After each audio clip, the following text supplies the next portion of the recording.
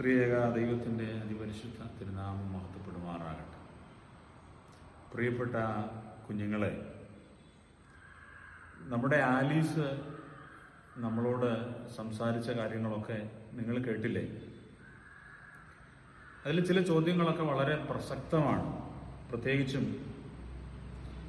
ഞാൻ ചിലതിൽ നിന്നൊക്കെ മാറി നിൽക്കുമ്പോൾ, തെറ്റിൽ നിന്നൊക്കെ മാറി നിൽക്കുമ്പോൾ എൻ്റെ കൂട്ടുകാരിൽ നിന്ന് അകന്നു പോകുമോ, ഞാൻ ഒറ്റപ്പെടുമോ എന്നൊരു ചിന്തയൊക്കെ നമുക്ക് പലപ്പോഴും തോന്നിയേക്കാം. പക്ഷെ നമ്മൾ പ്രത്യേകം ഓർക്കണം, ദൈവവചനം നമ്മെ പഠിപ്പിക്കുന്നത് സദൃശ്യവാക്യങ്ങൾ 1-ാം അധ്യായം 10-ാം വാക്യം, മറക്കരുത് ആ വാക്യം. അത് നമ്മളെ പഠിപ്പിക്കുന്നത്, മകനെ പാപികൾ നിന്നെ വശീകരിച്ചാൽ വഴിപ്പെട്ടു പോകരുത്. മകനെ പാപികൾ നിന്നെ വശീകരിച്ചാൽ വഴിപ്പെട്ടു പോകരുത് എന്നാണ് പഠിപ്പിക്കുന്നത്. അതിൻ്റെ അർത്ഥം, ആരെങ്കിലും നമ്മളെ തെറ്റിലേക്ക് വിളിച്ചാൽ നമ്മളത് വീണു പോകരുതെന്നുള്ളതാണ്.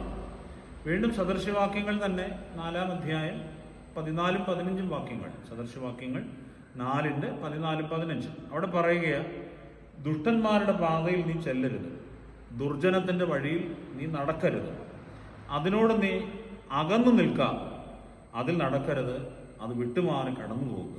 അവിടെയും പറയുന്നത് നമ്മൾ ഒരിക്കലും അങ്ങനെയുള്ളവരോടൊപ്പം ചേരരുതെന്ന്. അപ്പോൾ അത് കേൾക്കുമ്പോൾ നമ്മുടെ കൂട്ടുകാരൊക്കെ നമ്മളെ ചിലപ്പം ഒറ്റപ്പെടുത്താം, അല്ലെങ്കിൽ നമ്മൾ ഒറ്റപ്പെട്ടു പോയി എന്നൊരു തോന്നലൊക്കെ നമുക്ക് വന്നേക്കാം. പക്ഷെ നിങ്ങൾ അടിസ്ഥാനപരമായി അറിയേണ്ട കാര്യം, അങ്ങനെ നമ്മൾ ഒറ്റപ്പെടുകയല്ല, പകരം അത് നമുക്കൊരു ആത്മധൈര്യം പകരുകയാണ്. ആ ആത്മധൈര്യം നമുക്ക് ലഭിക്കുന്നത് കൊണ്ട് തന്നെ നമ്മളെപ്പോഴും ശരിയായത് ആ ആത്മധൈര്യത്തിലൂടെ തിരഞ്ഞെടുക്കാൻ ഇടയാകണം. അതിനുവേണ്ടി നമ്മൾ ശ്രദ്ധിക്കണം എന്നുള്ളത് നമ്മൾ മറക്കരുത്. അതുകൊണ്ട് ഇത്തരം സാഹചര്യങ്ങൾ വരുമ്പോൾ നമ്മൾ ഒന്ന് നിൽക്കണം. ഇംഗ്ലീഷിൽ പറഞ്ഞാൽ ഒന്ന് പോസ് ചെയ്യണം. പോസ് ചെയ്ത് കഴിയുമ്പോൾ നിശ്ചയമായും നമുക്കതിനെക്കുറിച്ചൊന്ന് ചിന്തിക്കാനുള്ള അവസരം കിട്ടും. അപ്പോൾ നമുക്കൊന്ന് പോസ് ചെയ്ത് ഒന്ന് ചിന്തിക്കാം. ഒരു റീതിങ്കിങ്ങിന് നമുക്കൊരു അവസരം കിട്ടും.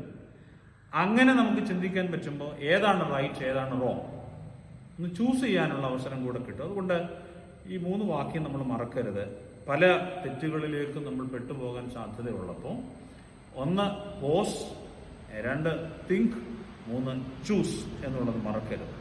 തെസ്സലോനിക്ക ലേഖനം, പരിശുദ്ധനായ പൗലോസ് തെസ്സലോനിക്കർക്ക് എഴുതിയ ലേഖനം 5-ാം അധ്യായം 21-ാം വാക്യത്തിൽ പറയുകയാണ്, സകലവും ശോധന ചെയ്ത് നല്ലത് മുറുകെ പിടിക്കും എന്ന് പറഞ്ഞാൽ എന്താ അർത്ഥം?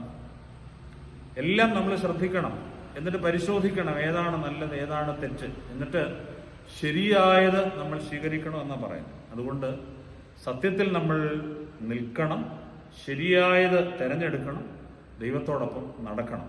ഒരു നിമിഷം നമുക്ക് പ്രാർത്ഥിക്കാം.